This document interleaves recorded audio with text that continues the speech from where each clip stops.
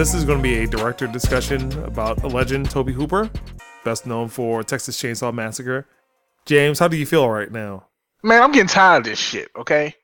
Well, tired of people dying? No, first it was George Romero. Now it's him. I'm blown for a simple fact because we were just discussing him when we was talking about George Romero.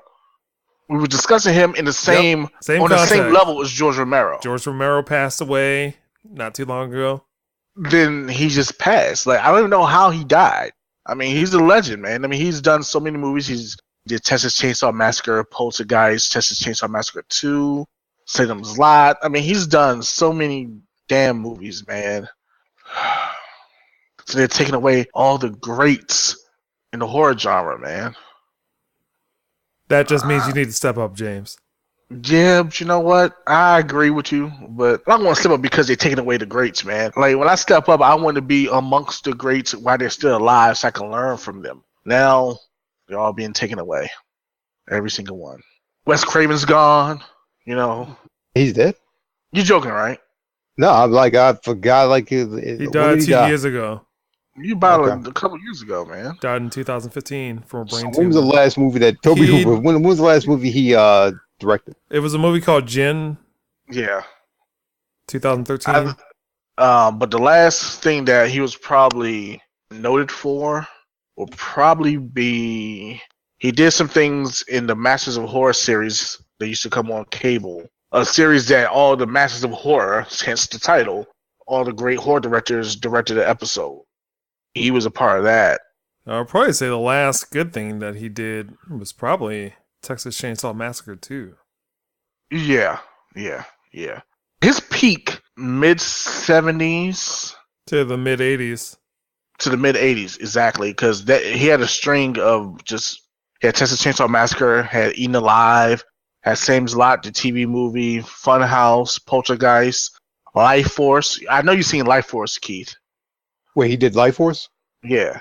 Okay, yeah, I saw Life Force. How'd you know I saw that? Invaders from Mars, and then Texas Chainsaw Massacre 2. He also directed a episode of Freddy's Nightmares that series is based on Nightmare on Elm Street. Kind of like Tales from the Crypt a little bit. And I also think he did Tales from the Crypt episode as well. So, James, why do you think he wasn't able to transition into 90s horror? So that's more Scream era type stuff. He's very old school. The campiness of the 90s horror films like Scream, I Know What You Did Last Summer, things like that was not his shtick. If you notice, all the things that he's known for was probably old school horror. It's hard to explain. I'm trying to put it in the best words possible. Wes Craven, I think they were on the same lines, but Wes Craven adapted to the 90s horror time frame because he's the one who started Scream. He just didn't really do well. The way he directed, the way he did things was so old school that it would not have translated over to now, unfortunately. But that doesn't take away from his directing skill and his marking the horror universe. It doesn't take away from that at all. It's just that he just was who he was. Texas Chainsaw Massacre, the first one, is a gem in the horror genre. So you can't say more to that. And Poltergeist was also a great movie. I mean, there's so many things that he's done for horror that it doesn't matter what he didn't do in the 90s.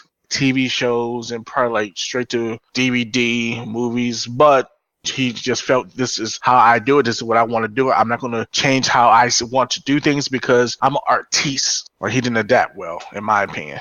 All right. What is your favorite Tobe Hooper movie? My favorite Tobe Hooper movie would be Texas Chainsaw Massacre and Poltergeist. It's kind of a tie between the two. Texas Chainsaw Massacre yeah, that seems like it would be a tough choice because they both do something totally innovative. Different. Yeah. They're totally different, opposite sides of the spectrum, but he did them so well that... Because if you think about a ghost movie, you're thinking about Poltergeist. Mm-hmm. And if you're thinking about a slasher, you're either thinking about Friday the 13th, Freddy, or Texas Chainsaw Massacre. Or Halloween. Yeah. So Texas Chainsaw Massacre came out, 1974?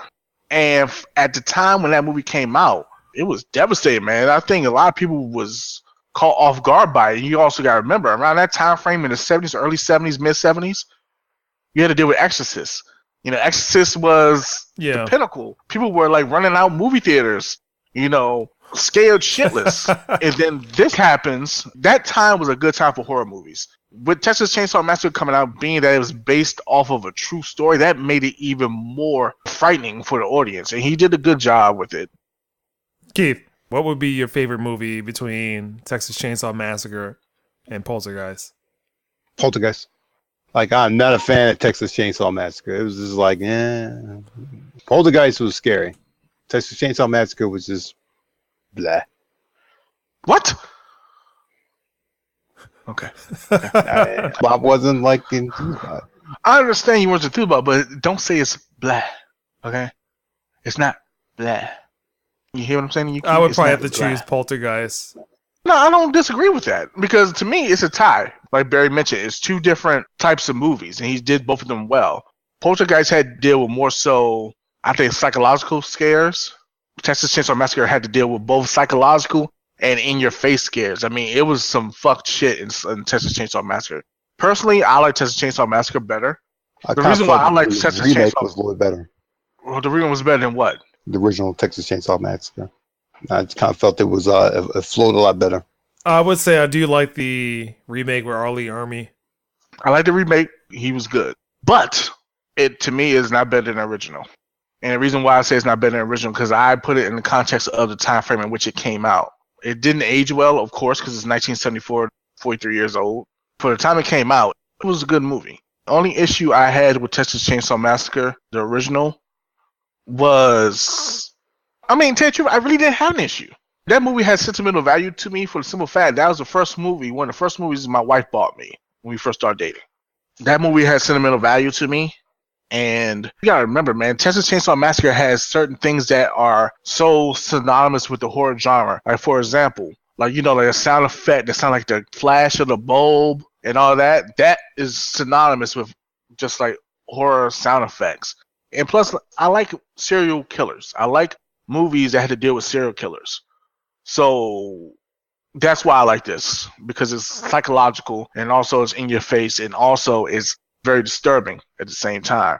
I mean, you got to think about it. Like I said, in the 70s was a really messed up time for horror movies. You had Exorcist, you had Texas Chainsaw Massacre, you had The Last House on the Left by Wes Craven. It had to deal with serial killers there. You had so many movies that had to deal with all messed up. It was disturbing. And he was one of the catalysts for that. So it's hard to see that another one has passed, but he left his mark on the horror genre. Hopefully, he will not be forgotten, and they do something for him, like during the Oscars or something. They need to do something for him.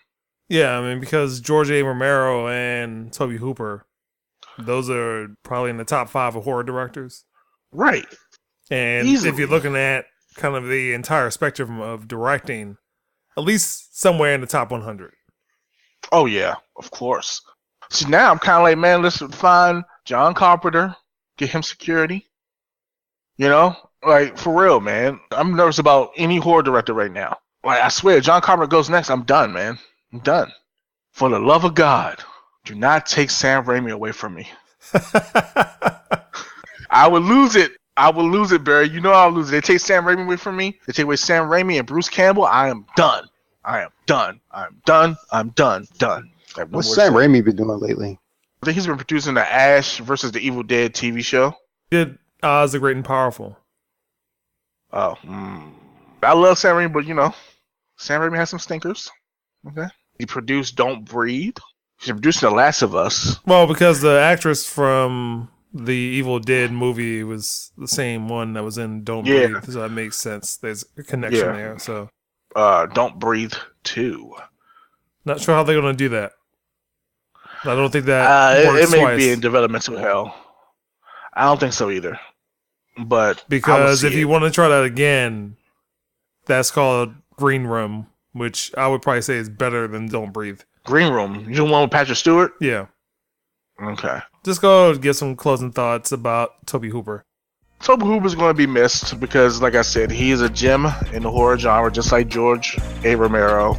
He's made his mark, and just not horror, but just directing as a whole.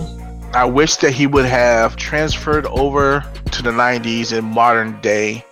I'm not as upset as I was with George Romero, but I'm still a little upset. I found out about this today. I thought it was a hoax, and they're right about the same age, too. That's what makes it so sad, man. And we just discussed him when we was talking about George Romero. So all you young horror directors out here, or want to be horror directors, or this is for me, I want to do a horror movie myself. We need to get on the ball. We need to do something because our giants are being taken away. We need to represent. We can't let our genre die out. So rest in peace, Tobe Hooper, George A. Romero, Wes Craven, all the greats.